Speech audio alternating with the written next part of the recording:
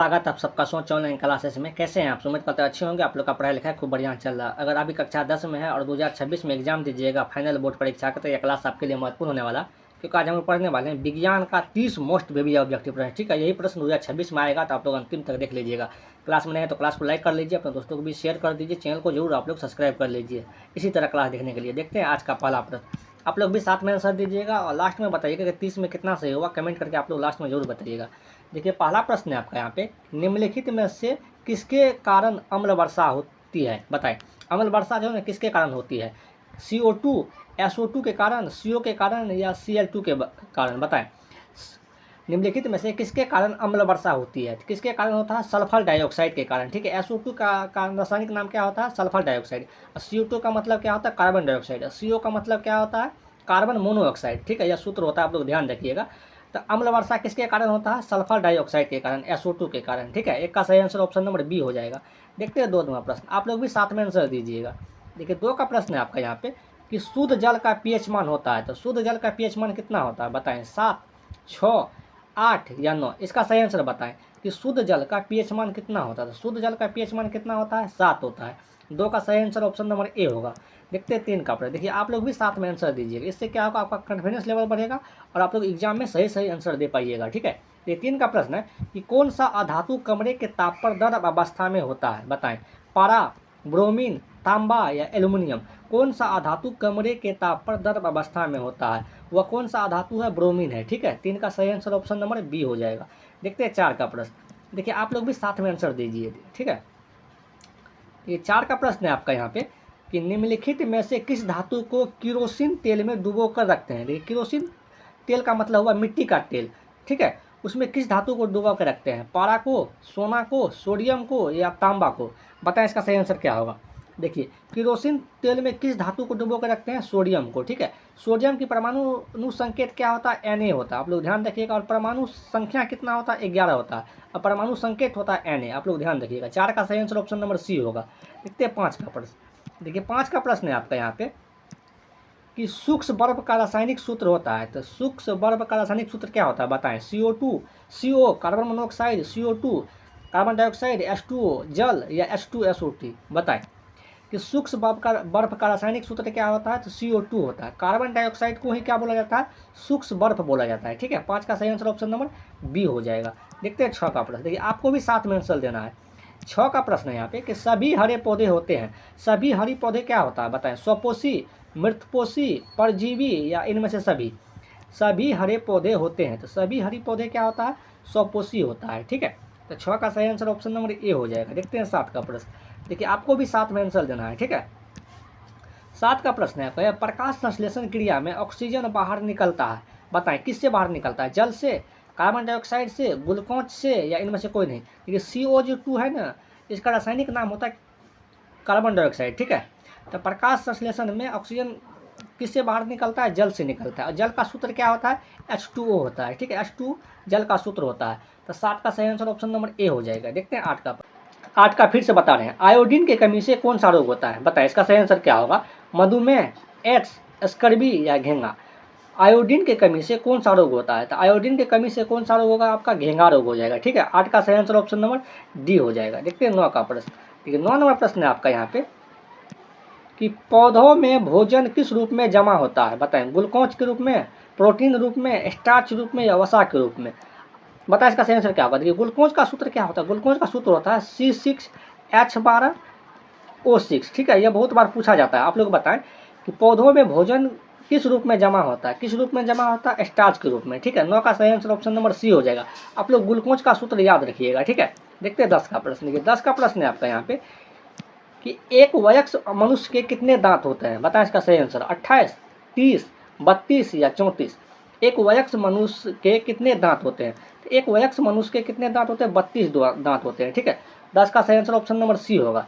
देखिए अगर आप लोग यहाँ तक आ गए हैं तो क्लास को लाइक कीजिए, अगर नहीं किए हैं तो अपने दोस्तों को भी शेयर भी कर दीजिए और चैनल को जरूर सब्सक्राइब कर लीजिए आप लोग। ठीक है, और आप लोग कमेंट करके बताएंगे तुम्हें कितना सही हो, आप लोग यह भी कमेंट करके बताएं। देखते हैं 11 नंबर पर। 11 का प्रश्न है आपका यहाँ पे कि पीत रस कहाँ से स्रावित होती है? बताएं इसका सही आंसर। यकृत से, अमाशय से, छोटी आंत से या मुख गुहा से? पीत रस कहाँ से स्रावित होता है? तो पीत रस जो है ना, यह यकृत से स्रावित होता है। ठीक है, 11 का सही आंसर क्या होगा? ऑप्शन नंबर ए हो जाएगा। देखते हैं 12 नंबर पर। देखिए 12 का प्रश्न है आपका यहाँ पे कि प्रकाश के अपवर्तन के कितने नियम है? प्रकाश के अपवर्तन के कितने नियम है? बताएं इसका सही आंसर। 1, 2, 4 या 6? तो प्रकाश के अपवर्तन के कितने नियम है? 2 नियम है। ठीक है, तो 12 का सही आंसर ऑप्शन नंबर ए हो जाएगा। प्रकाश के परावर्तन के कितने नियम है? आप लोग यह कमेंट करके बताएं। देखते हैं 13 का प्रश्न। देखिए 13 का प्रश्न है आपका यहाँ पे कि हीरा का बर्तना कितना होता है? बताएं, आप लोग आंसर बताएं इसका कि हीरा का बर्तना कितना होता है? 1.42, 1.32, 2.24 या 2.42? तो हीरा का बर्तना कितना होता है? 2.42 होता है। ठीक है, कितना होता है? 2.42। तो 13 का सही आंसर ऑप्शन नंबर डी हो जाएगा। देखते हैं 15 का प्रश्न, 14 का प्रश्न, सॉरी 14 का प्रश्न है आपका यहाँ पे कि अवतल दर्पण की फोकस दूरी होता है। तो अवतल दर्पण की फोकस दूरी क्या होगा? धनात्मक, ऋणात्मक, शून्य या इनमें से कोई नहीं? तो अवतल दर्पण की जो है ना फोकस दूरी होता है वह क्या होता है? ऋणात्मक होता है। ठीक है, उत्तल का धनात्मक होता है। उत्तल दर्पण का क्या होता है? धनात्मक होता है। आप लोग यह भी ध्यान रखिएगा, उत्तल का धनात्मक और अवतल का ऋणात्मक होता है। 14 का सही आंसर ऑप्शन नंबर बी होगा। देखते हैं 15 का प्रश्न। प्रकाश 15 का प्रश्न है आपका यहाँ पे कि प्रकाश की किरणें गमन करती है। तो प्रकाश की किरणें गमन करती है किस दिशा में? बताए, आपको दिशा बताना है। सीधी रेखा में, टेढ़ी रेखा में, किसी भी दिशा में या इनमें से कोई नहीं? ठीक है, प्रकाश की जो किरणें हैं ना वो गमन करती है हमेशा सीधी रेखा में। ठीक है, आप लोग टॉस बाढ़िएगा, देखिएगा हमेशा सीधा रेखा में जाएगा, इस रूट में नहीं जाएगा। कभी जिगजैग लाइन बोलते हैं इसको। सीधी रेखा में कोई भी प्रकाश जाएगा तो सीधी रेखा में जाएगा। ठीक है, 15 का सही आंसर ऑप्शन नंबर ए हो जाएगा। देखते हैं 16 नंबर प्रश्न। ठीक है, 16 का प्रश्न है आपका यहाँ पे कि कैल्शियम की परमाणु संख्या होती है। तो कैल्शियम का परमाणु संख्या क्या होगा? 12, 18, 20 या 25? बताए इसका सही आंसर क्या होगा? कैल्शियम की परमाणु संख्या होती है तो कैल्शियम की परमाणु संख्या कितना होगा आपका? 20 हो जाएगा। ठीक है, और कैल्शियम का परमाणु संकेत क्या होता है? Ca होता है। आप लोग यह भी ध्यान रखिएगा, Ca परमाणु संकेत होता है और परमाणु संख्या 20 होगा। 16 का सही आंसर ऑप्शन नंबर सी हो जाएगा। अब अगर आप लोग 12, 18 और 25 के बारे में आप लोग बताएं कमेंट में। ठीक है, यह सभी बताएं, इससे क्या आपका रिवीजन हो जाएगा। ठीक है, सही है। 17 का प्रश्न है आपका, इलेक्ट्रॉन के हस्तांतरण से बने यौगिक को कहलाते हैं, क्या कहलाते हैं? कार्बनिक, सहसंयोजी, विद्युत संयोजी या इनमें से कोई नहीं? इलेक्ट्रॉन के हस्तांतरण से बने यौगिक कहलाते हैं, क्या कहलाते हैं? विद्युत संयोजी कहलाते हैं। ठीक है, 17 का सही आंसर ऑप्शन नंबर सी हो जाएगा। देखते हैं 18 नंबर प्रश्न। 18 का प्रश्न है आपका यहाँ पे कि C6H6 का आणविक द्रव्यमान होगा। देखिए C6H6 किसका सूत्र है? या बेंजीन का सूत्र है। ठीक है, C6 और H6। ठीक है, इसका द्रव्यमान पूछा गया है, क्या होगा? देखिए कार्बन का जो है ना, कार्बन का परमाणु द्रव्यमान कितना होता है? 12 होता है। कार्बन का परमाणु द्रव्यमान कितना होता है? 12। हाइड्रोजन का परमाणु द्रव्यमान कितना होता है? 1 होता है। ठीक है, तो एक कार्बन का परमाणु द्रव्यमान 12 होता है, तो यहाँ पे 6 कार्बन है तो 6 गुना कितना हो जाएगा आपका? 12 हो जाएगा। ठीक है, और देखिए 6 हाइड्रोजन है और एक हाइड्रोजन का परमाणु द्रव्यमान कितना होता है? 1 होता है। 1 से गुना कर देंगे और तो 12 छक्का कितना हो गया? 72। अब 72 और 6 गुना 1 कितना होगा? 6। तो 12 72 6 कितना हो जाएगा? 78। तो परमाणु द्रव्यमान कितना हो जाएगा? 78। बेंजीन C6H6 किसका सूत्र होता है? बेंजीन का, और बेंजीन का ही परमाणु द्रव्यमान पूछा गया था। 18 का सही आंसर ऑप्शन नंबर सी हो जाएगा, 78। देखते हैं 19 का प्रश्न। देखिए 19 का प्रश्न है आपका यहाँ पे, दूध से दही बनने में निम्नलिखित में से कौन सी अभिक्रिया होती है? बताएं, अपघटन, किण्वन, उत्सर्जन या प्रकाश संश्लेषण? दूध से दही बनने में निम्नलिखित में से कौन सी अभिक्रिया होती है? तो दूध से दही बनने में कौन सी अभिक्रिया होता है? किण्वन होता है। ठीक है, 19 का सही आंसर ऑप्शन नंबर बी होगा। देखते हैं 20 का प्रश्न। देखिए 20 का प्रश्न है आपका यहाँ पे कि भोजन का पचना किस प्रकार की अभिक्रिया है? बताएं, अपचयन, उपचयन, संयोजन या विस्थापन? भोजन का पचना किस प्रकार की अभिक्रिया है? तो भोजन का पचना जो है ना किस प्रकार की अभिक्रिया है?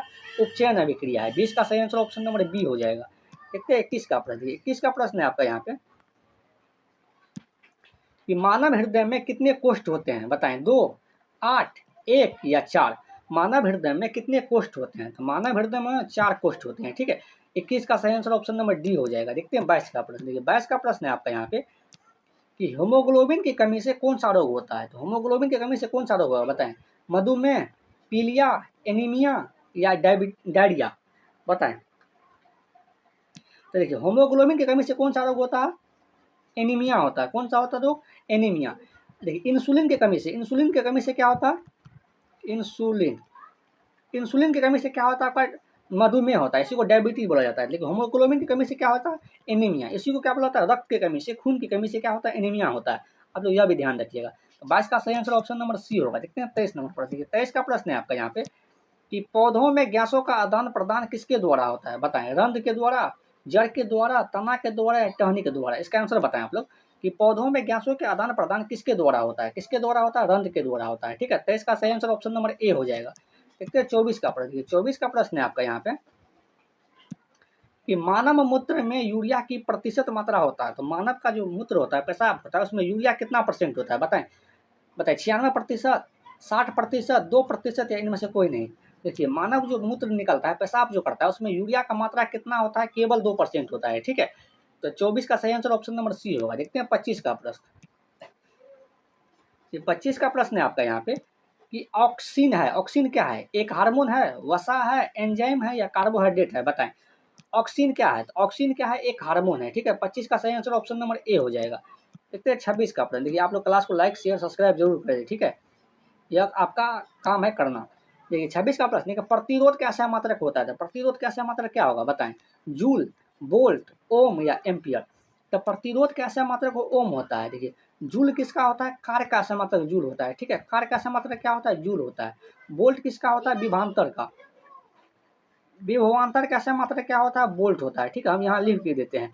यह किसका हो गया? आपका प्रतिरोध का। प्रतिरोध का क्या होता है? ओम होता है, हम फिर भी लिख देते हैं, ठीक है। प्रतिरोध का समात्रक क्या होता है? ओम होता है।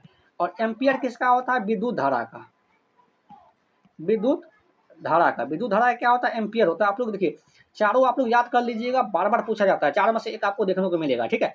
26 का सही आंसर ऑप्शन नंबर सी होगा। देखते हैं 27 का प्रश्न। 27 का प्रश्न है आपका यहाँ पे कि विद्युत का सबसे अच्छा चालक है। तो विद्युत का सबसे अच्छा चालक क्या है? लकड़ी, प्लास्टिक, कार्बन या चांदी? तो विद्युत का सबसे अच्छा चालक क्या हो जाएगा आपका यहाँ पे? चांदी हो जाएगा, ठीक है। 27 का सही आंसर ऑप्शन नंबर डी हो जाएगा। देखते हैं 28 का प्रश्न। 28 का प्रश्न है आपका यहाँ पे तो वायुमंडल में नाइट्रोजन गैस की मात्रा होती है, बताएं।